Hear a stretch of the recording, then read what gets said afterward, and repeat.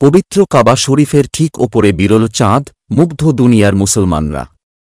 Saudi আরবের মক্কায় পবিত্র কাবা শরীফের ওপর দিয়ে বিরল এক মহাজাগতিক দৃশ্য দেখা গেছে। শুক্রবার 12 সেপ্টেম্বর ভোরে মক্কায় ক্ষীয়মান গিব্বাস চাঁদ কাবার ঠিক ওপরে অবস্থান নেয়।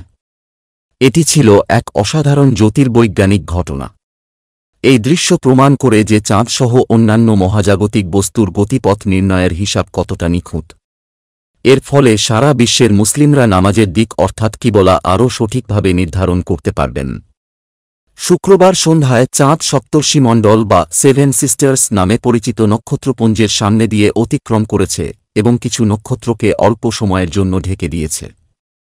ঐতিহাসিকভাবে সূর্য, চাঁদ ও নক্ষত্রের অবস্থান দেখে নামাজের সময় ও কিবলা নির্ধারণ মুসলিম জ্যোতির্বিদ্যার গুরুত্বপূর্ণ অংশ ছিল।